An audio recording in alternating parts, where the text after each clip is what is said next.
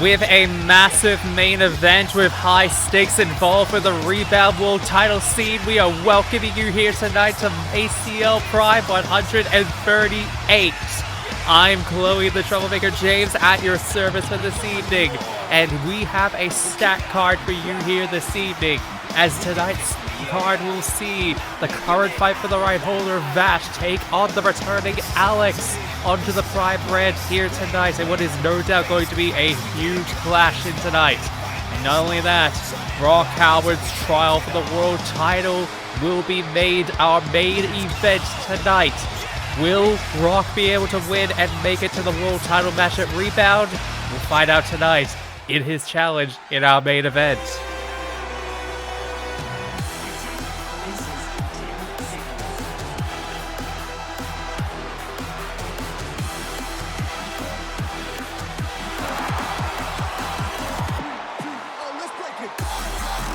But we are kicking it off tonight, once again, with Sky High Division action.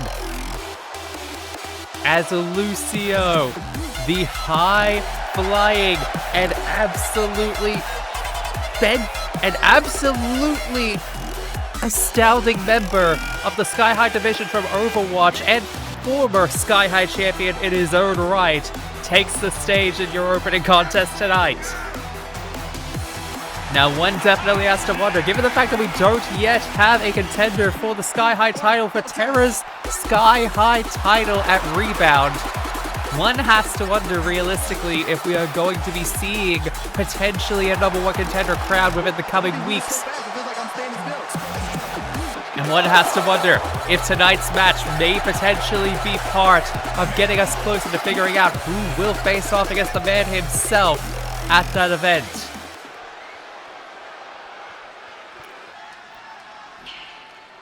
Oh dear God, we're starting, but his opponent on the other hand is a man who has definitely had some interesting moments these past few, and oh God, he's got them with him. Ladies and gentlemen, if you missed last week's Prime, Kira and Hazama are no longer the Heinlein Legacy, and they are no longer aligned with K&R Heinlein. Tonight, the newly rechristened Bloodsuckers alongside Ken Kaneki are coming down the ramp alongside their new leader in the Tokyo Ghoul, who will be facing off against Lucio in this match. And these two psychos alongside him can only mean bad news for Lucio here tonight in our opening contest, especially in the way that they all brutalized their now former leader in K&R Heinlein last week, who, by the way, we have not yet heard in regards to his status after the brutal assault from all three men last week.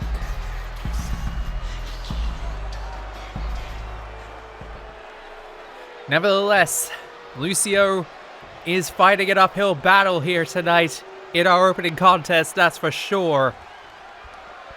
And we're getting to it right now, but Lucio taking that early lead with that strike, as Ken seemingly trying to go right for the assault, but Lucio not allowing it. Lucio, on the other hand, a springboard denied on his end. And Ken now taking the lead in regards to that one, taking full advantage of the fact that he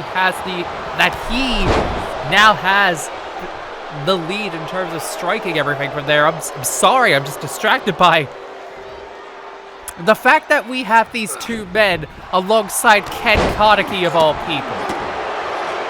I mean, we definitely saw some of the more interesting traits of the Tokyo Ghoul during his reign as Sky High champion last season, and we definitely saw him get to a point of contention, one might say, in regards to his status when he faced off against Terra at the Grand Slam. But to align yourself and replace the leader of the Heinlein Legacy of these two psychos, I don't know what to say except, what on earth is going through the mind of the Tokyo Ghoul that you would take on these two psychos in your stead, of all people, alongside everything? Again, I can't tell you for certain. I can't even really tell you why this is happening. All I can really tell you right now is that in this contest, Lucio, after having several moments where he did not have it, he is somehow mounting a comeback against Ken right now. But one false move, one opening has allowed Ken to get the advantage again. And the members of the Heinlein Legacy are now swarming over Lucio like it's nothing. They're swarming over the opponent for Ken here tonight, and Ken is taking full advantage of it. And now just brutalizing his opponent on the outside just like that, taking full advantage, while his goons more or less just stare at him as he goes right for those suplexes. Going for a second suplex at that. And continuing the barrage of assault on to Lucio just like that, onto the inside. Well, bringing himself right back into the inside, I should say. And now just both of these men, both of them just going absolutely ballistic on the outside just like that. We were seeing a little bit of miscommunication from the likes of Hazama and Kane there for Hazama and Kira, I should say. Sorry about that one. But to say nonetheless that this is already a bit of an interesting scenario that we are seeing. The referee now noticing the chair that was flung in by Kira just a moment ago. Hazama, on the other hand, trying to unhooking that, oh god. Unhooking that turnbuckle pad, exposing it out just like that. I'm not sure if Ken has actually noticed that by Kazuma just yet in that regard. But given the fact he's setting him up into that corner there, it might not be looking good on the part of Lucio if he's not careful here at this point. I mean, Lucio's been taking an absolute licking all match, but thank God the referee is noticing that turnbuckle pad. But this realistically is once again a culmination of what we have been seeing for an entire season from Ken Kaneki. And a lariat just absolutely ballistically just sending Lucio down to the mat. Ken trying to go for something there, but not allowing it. Lucio, on the other hand, back into it again. And Ken once again tilt on world neckbreaker combo just like that as Lucio rebounds off the ropes just like that. Again, for the majority of this match, it has been all Ken Kaneki at this point here. And it has not been good on the part of Lucio, who's just been taking licking after licking in this contest so far. One has to wonder. And again, oh Jesus Christ, no. Jesus Christ, we saw this at the Grand Slam and oh God! Bloodlust on the part of Ken Kaneki, throwing Lucio into the ring apron. And now he's gonna go for the pin just like that. 1, 2, 3, no! Lucio is still in this. He is still somehow in this after that bloodlust right onto the ring apron just like that. Well, Lucio has to mount up some level of a counterattack just like that because he's been taking shot after shot after shot in this match. And it is not looking good on his part so far here. Coming up off the turnbuckle, and wait a minute, no, ducking up under, and no, Ken ducks under instead. A lariat of his own in return. Ken trying to find, once again, another out here, another way to essentially just maintain control of this. Wrenching the arm off of him from the top of the rope just like that. And now Ken going right back up top, and a knee right to the face. Just like that, onto Lucio.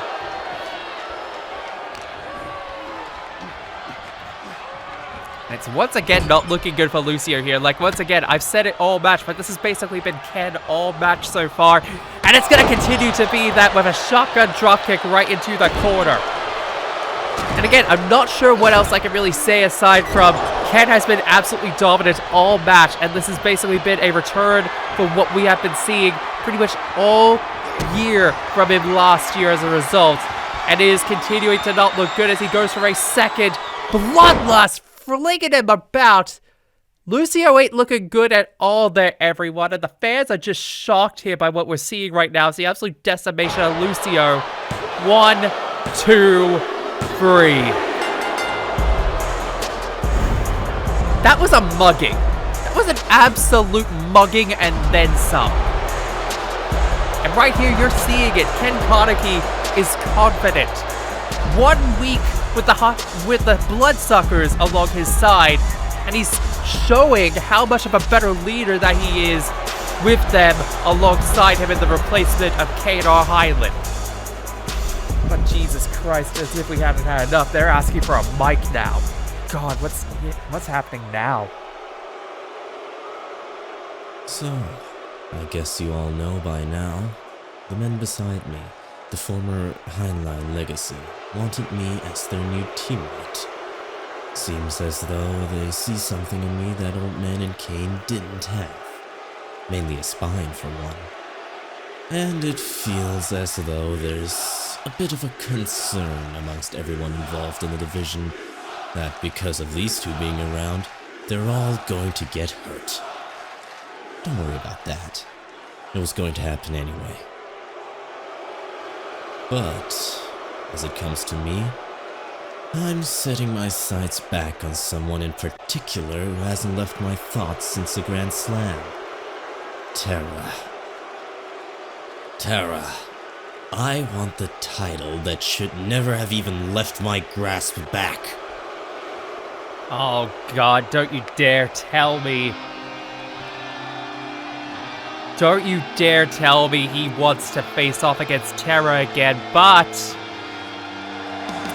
say his name and the will of Gaia will appear. And you can tell the fans are loving the new Sky High champion, and look at the man himself. He looks like a new man, revitalized, fully taken away from the presence that he was under with the Heinlein Legacy just last season. And in a way, it's kind of full circle in a sense that he would be that he is on the other side facing off against the two men who were formerly aligned with him to get him to that point. But I guess the question on everyone's mind here, ladies and gentlemen, is simple. Is Terra seriously going to consider this rematch?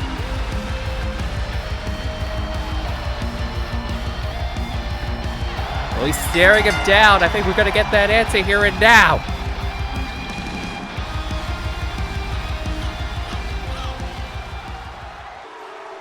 You want to rematch that badly, huh? So much that you'd try and hurt members of our division with your new group of psychos in order to get it? God, I knew that you were a monster, Ken, but this is something else. But hey, I beat you once to get this belt. Retaining it against you shouldn't at all be a problem, given how badly I beat you down back in December. Oh, you think you're so good? You think just because you beat me once that I'm not as good as I once was?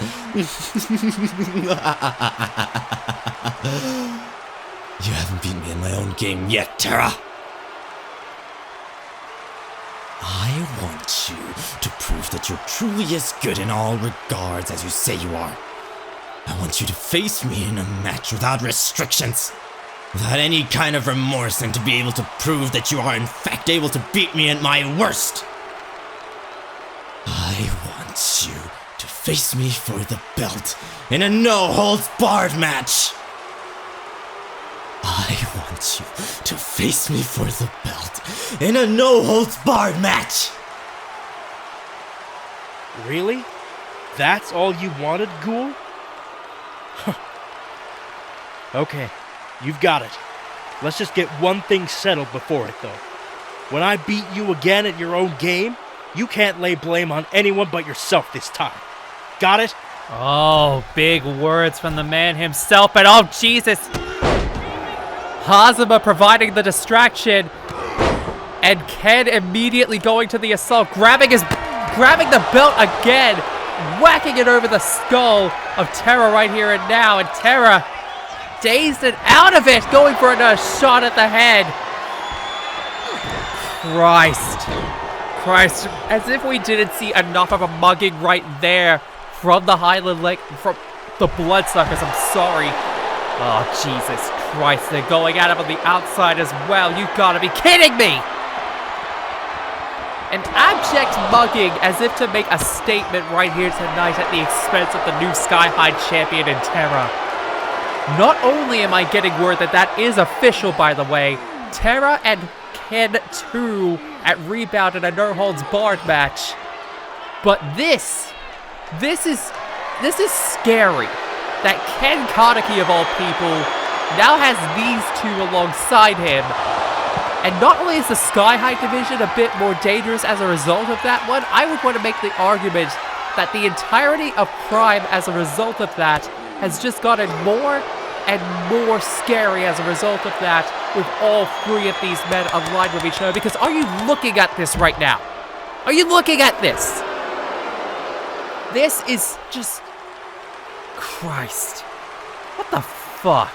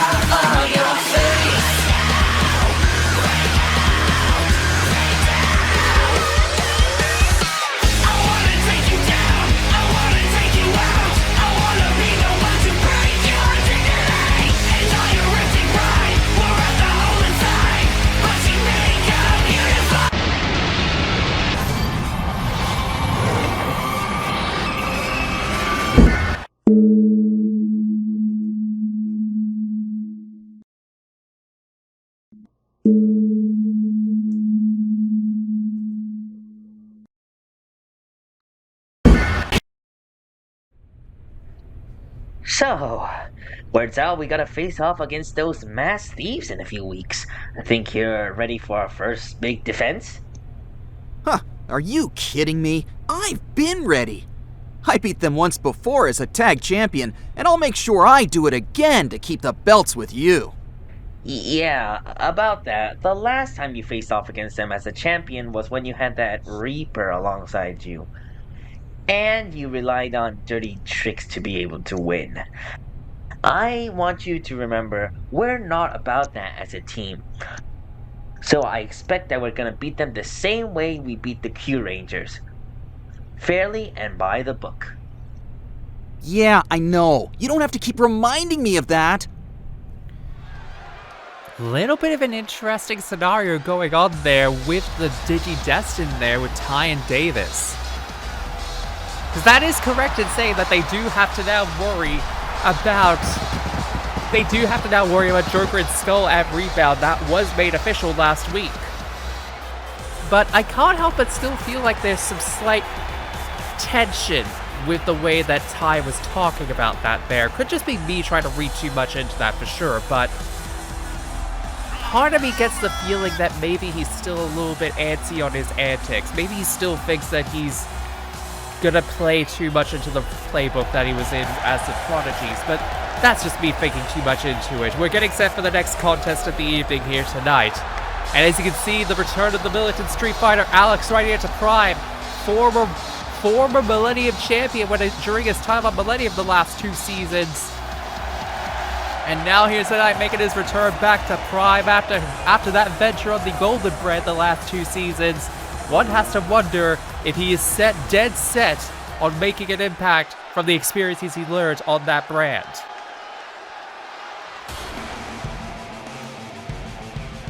Meanwhile, here comes someone who is still running rampant on the Prime brand after so long, and someone who walked out of the Grand Slam with a lot to brag about.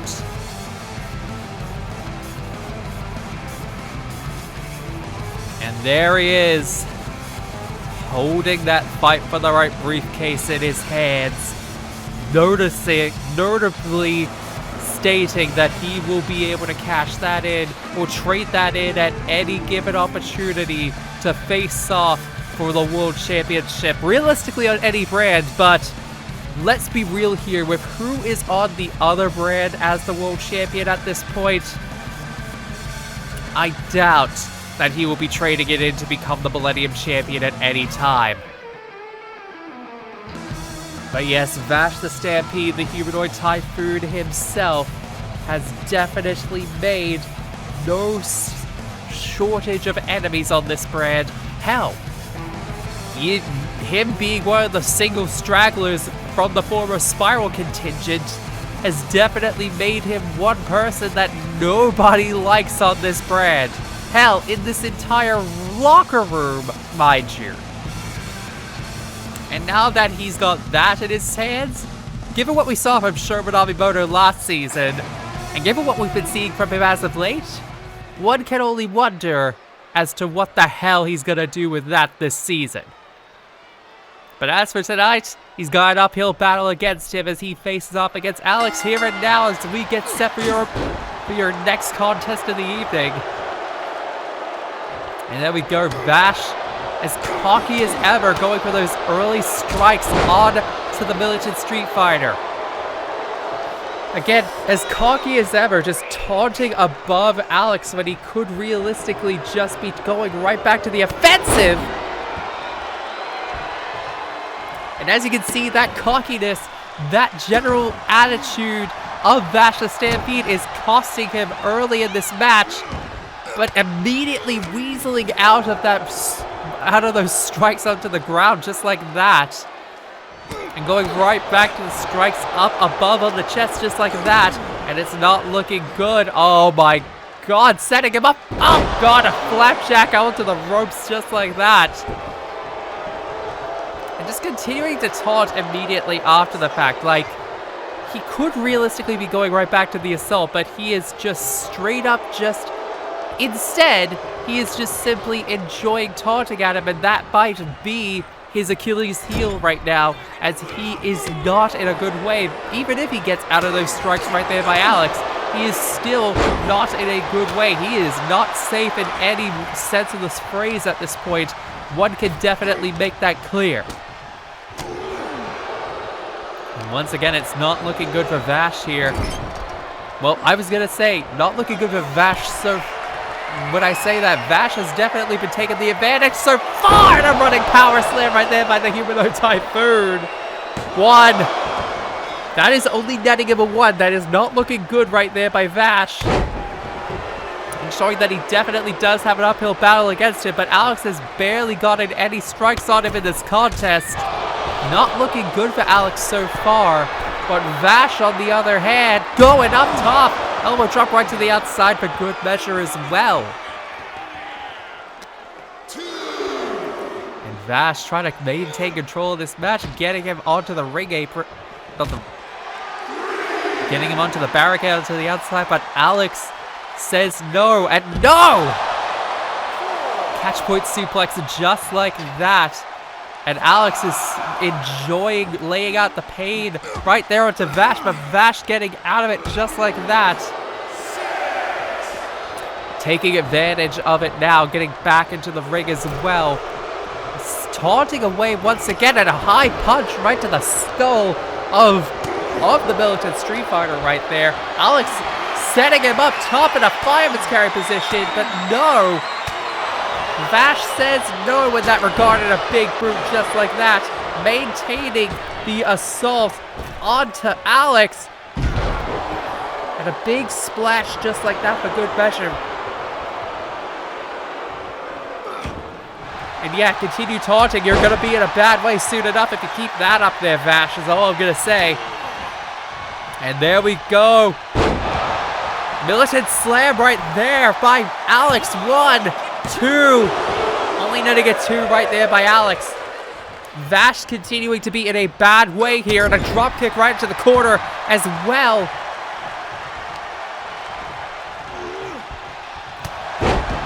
And Vash getting his comeuppance just like that as Alex gets more and more vicious in the ring up against him here, and now continuing that assault and then some. No! Poorly timed on the part of Alex right there. Vash taking full advantage of the situation, but now catching him just like that. Oh, God. Slamming him down onto the knee right then and there. And Alex maintaining the position right there and now. And just flinging him right back down by his singular arm. And he's already calling for it. He's looking to call for it and end it with a third strike. 1, 2. Third strike does not win the match. Stunningly enough, it does not win him the match here and now. Vash, however, still in a bad way. Going for that single knee crossface just like that. But Vash getting out of it. And out of nowhere setting it up for the hasty 2020 pile driver. HT 2020 just like that, 2. Only netting a 2 with one of those pile drivers just like that. Vash is definitely gonna have to pull out more than 1 in order to keep Alex down just like that. Barely grazing him with that lariat just like that. Tilt-a-whirl DDT landing right there into the center of the ring. And Vash going right back onto that assault onto Alex as well. Again, Alex is certainly not in a good way at this point here, but you have to wonder if how much Vash is going to have to put down onto him in order to get the win. We know what he is capable and willing to do at this point. It's all a matter of what he is going to do in order to get that point, is the main question here. Now flinging him right back into the ring again. And right there, Vash, socking him right in the side of the head and going right back to it again. One would argue he's trying to bust him open because I can definitely see that we have a bleeder in the ring right now. I'm sorry to everyone at home that I did not catch that in real time. But Vash bleeding is always a good thing. But then again, Vash continuing the assault, going for those kicks right to the chest. And a singular kick right to the head just like that. Vash is still maintaining control with that, and an eat defeat! Eat defeat right there onto Alex. 1, 2. Only netting a 2 just like that. And it is still not looking good. Vash continuing to maintain control in this match. Alex needs to find a way out sooner rather than later. Fortunately not doing it this go around. Alex, however, catching the leg, throwing Vash down to the ground just like that, continuing to lay down the damage however he can. Lariat just like that. And Alex continuing to lay out the assault and a belly to back suplex just like that with the right there with those Germans right there. Now Alex setting him up top again, trying to wrench him down one more time. Vash sees right through it, laying it down and an elbow from the top.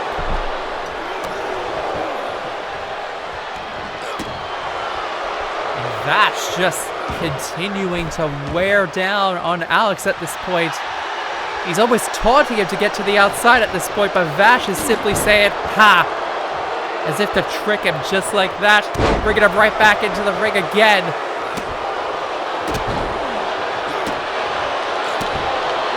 Continuing to wear down on those legs as well, and a big old punch to the head as well. Continuing to wear down on those assaults, and a third strike from out of nowhere! Out of nowhere with a third strike! 2! I thought that was the end of it. But he had his hand underneath the rope there. He had his hand underneath the damn rope. And yet again, Vash is already back up just like that. And a war of strikes from both men now at this point. Alex currently besting Vash. The two men continuing to dish it out against one another at this point. Vash gaining the lead up against Alex at this point, and Vash winning the war of strikes between the both of them. And laying him down just like that. And oh Jesus, for fuck's sake. Really, we shouldn't have thought any better at this point from Vash. We really should have thought that he would have changed all that much. Here he is, pulling out the same damn playbook, pulling out that goddamn steel chair right onto Alex, but no! Alex sees right through it. Alex sees right through those tricks, and the referee sees through it immediately as well! That's not enough! That is not enough! And a militant slam from out of nowhere! Militant slam from out of nowhere. Alex surveying the situation at hand, trying to get the referee back up at this point, to try and lay him down at this point.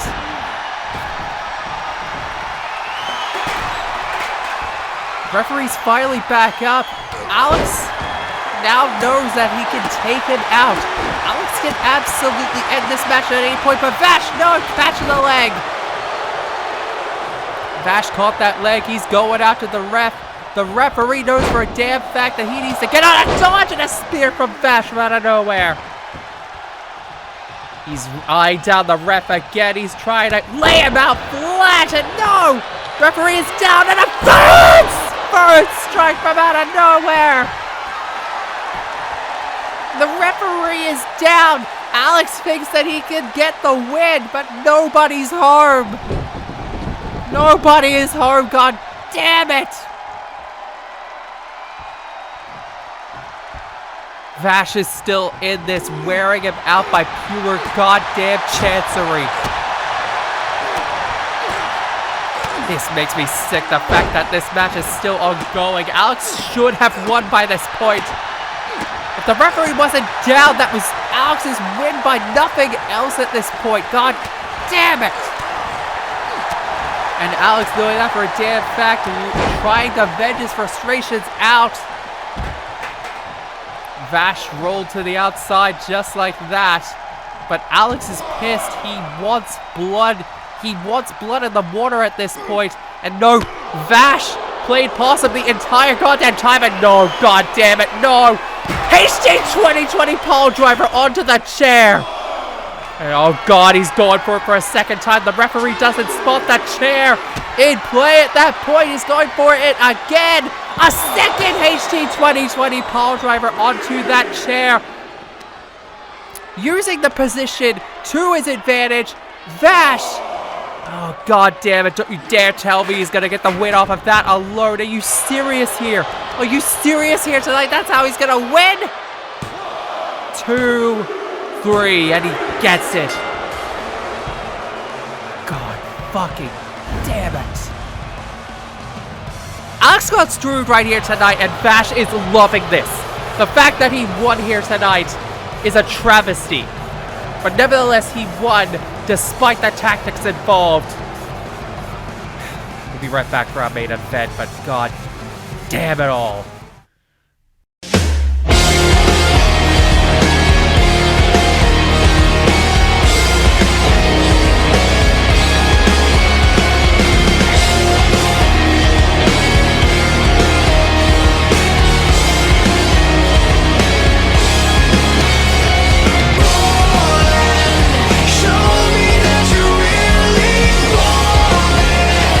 Spare me all your excuses.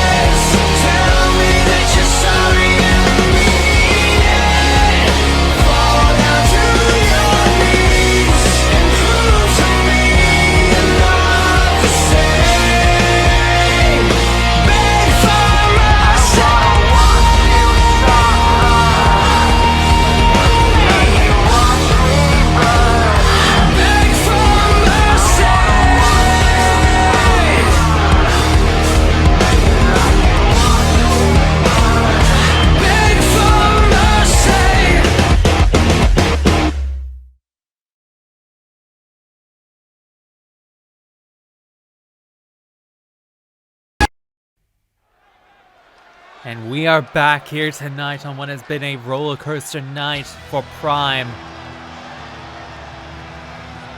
As we get set for your main event of the evening.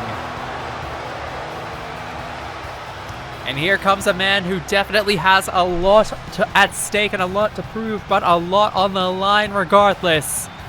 As this man, Rock Howard, tonight put the challenge to the world champion Kanji Tatsumi. Give me anyone that you think would be a good challenge. I'll face off against them in the main event next week. If I beat them, I'll face you for the world title at Rebound. And Rock Howard tonight, he doesn't know who his opponent's going to be. He doesn't even know realistically who he's going to be facing off against. He has no game plan. But here we go.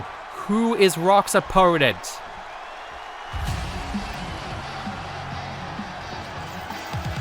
What? Are you kidding me? It's really him! Kanji Tatsumi brought him? Ladies and gentlemen, this is Jin Kazama, former longest reigning ACL world champion, one of the originators of this league, literally a day one member. But he was ceremoniously retired, as one would put it, by Vash the Stampede 2 seasons ago.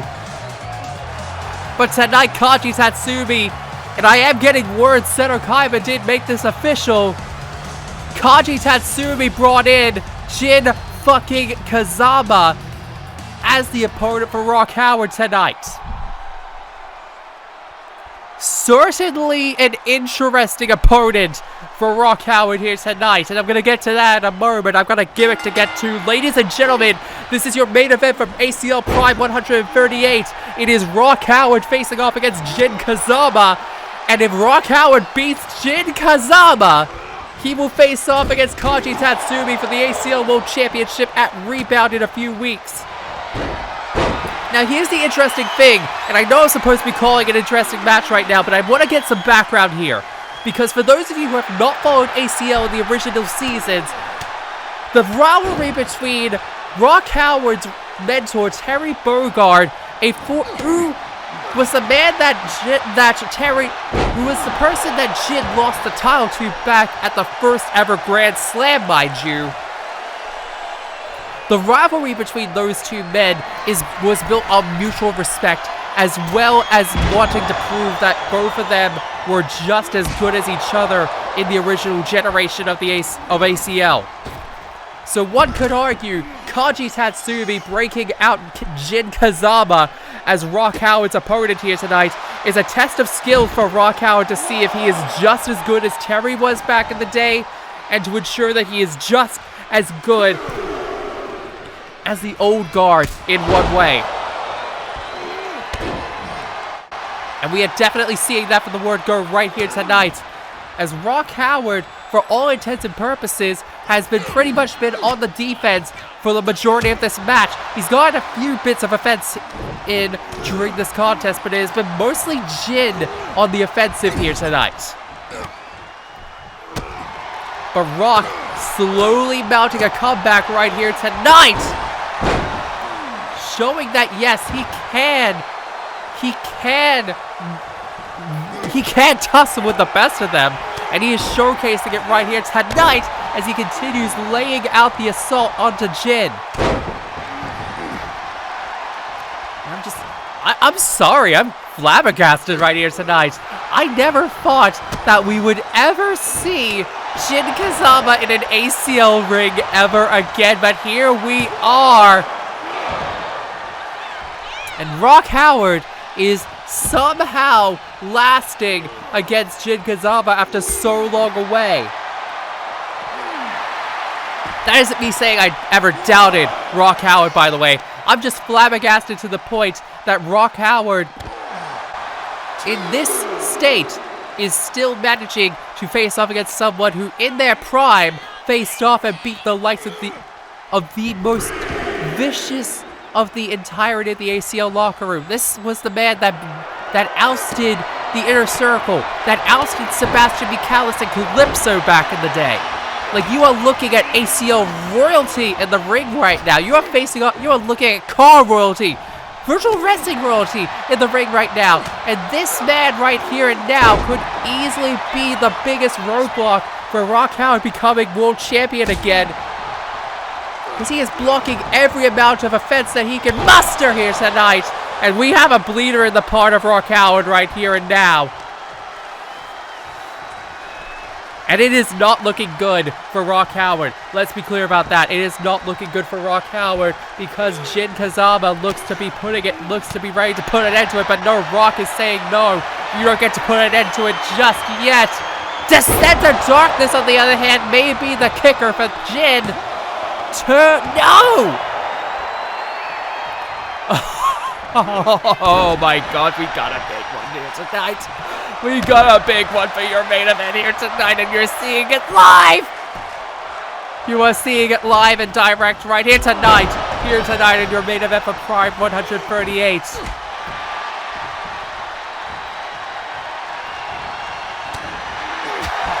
And you can see it in the way that Rock Howard is just going back to his roots. He's going right back to his stronger hitting styles.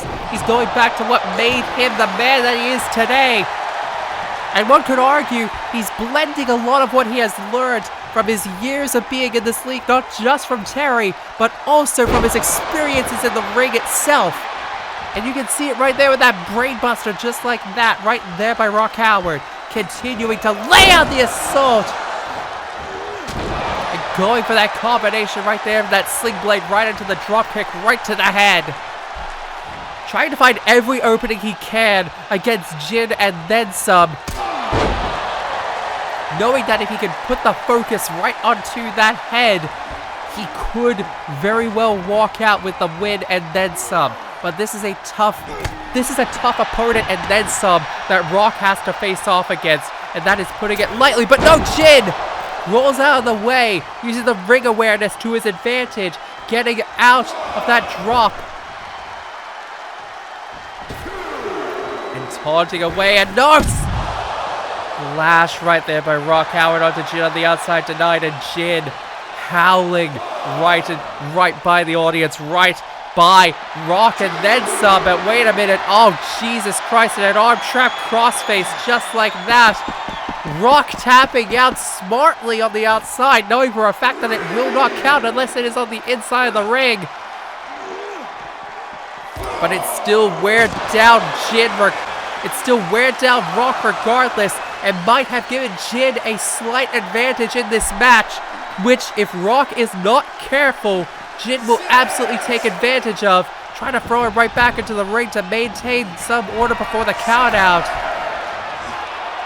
Going up to the top and a frog splash, going for the pin. 2.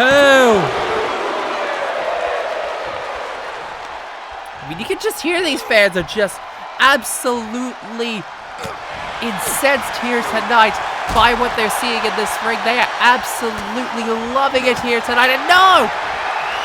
Jin denying it up for a second time. Rock shoving him in. Jin shoving him in return. And dragging him right to the ground. Jin knows that he has to put him down, thinking, how am I going to put this kid away? And here we go. A test of wills right here in the ring. Both of them striking at each other and then some.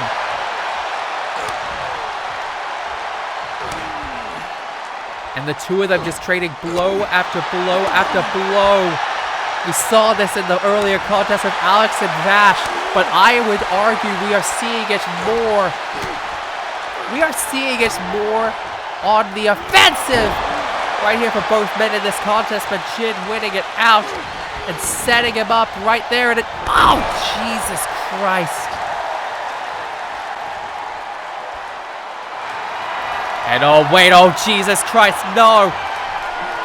Oh, God, the Kazama lock. A deadly maneuver that Jin broke out in the later years of his career. It made everyone that he pulled it out against tap out and then some. But that Kazama lock, he's got it locked in tight in a vice-like grip against Rock Howard. Like, Rock, you've definitely done plenty good here tonight. But you can see that he is still trying his damn best to get out of that trapped position. Jin has got it locked in tight. Rock is trying his damnedest to get out of it and then some, wrenching it in harder and harder with every second that goes on. But Rock defiantly pulling him up and getting out of it. How on earth did Rock Howard get out of that? I may never be able to tell you, but he's coming back onto the assault there. Wild roundhouse by Rock Howard onto Jin's skull. And what is he thinking? He's not thinking Descent to Darkness, he's thinking the classic Mark of the Wolves. Does that get him the win? 2! No! What the hell is it gonna take to keep Jin Kazama down? I hear you cry. And to be quite honest here, I don't know at this point. Rock Howard has pulled out everything in the kitchen sink against the man. The man survived in the Descent to Darkness. He survived on Mark of the Wolves. You have to wonder at this point, what the hell does Rock Howard have to do to beat Jin Kazama? Because he's pulled out damn near everything against him. It has to be something. Something here. Rock has got to dig deep in order to get and keep him down. He's got to find some way to do it. And he's continuing to go for those wear downs, but you can only do the wear down strikes for so long before you got to pull out the big guns there, Rock. Tell me, kid, what have you got here? Throwing him into the corner again, kicking him out. Jin thinking, no! Reversing it from out of nowhere. A singular punch right to the skull. Rock has to be thinking something big at this point here. He has to be thinking. He's got to be thinking, what do I pull out here? But you can see the exhaustion of Rock Howard, and Jin is just going right back to the well again. And it's really just down to whoever's going to pull out the biggest strike possible at the end. A savant kick right there. Rolling savant kick even. Right there by Rock Howard. And Jin is still in this. And wait a minute. No! Rock pulling it out. Rock drop! And Rock seeing that Jin is down. He knows that he has barely any energy left. But he has to pull out something against the man. He has to pull something out and leave him down flat now, or it's game over. And he's pulling it out. Jin was thinking of something there, but Rock gets him with a Descent to Darkness. 1, 2, 3. Rock Howard does it. He had to work for it, but he did it. He beat Kanji's challenge in Jin Kazama here tonight, and he will face off against Kanji Tatsumi for the World Championship at Rebound. He will face off against the man himself for that title, and finally get a chance that he has long since earned for that world title match. But, oh, wait a minute. I see the champion himself. He's coming down the ring. All right, you did it, Rock. I knew you could beat him down. So what do you say? Is our match on at Rebound? No, it isn't, Kanji. I still don't feel like this was enough for me to prove that I deserve this. Look, Rock, I don't know what's gotten into you, but you don't gotta keep proving yourself to me when you've already done more than enough to prove it by now. Just take my offer for the match already. No need to keep punishing yourself like this. One more match. Pick someone else. Next week. That is all I ask.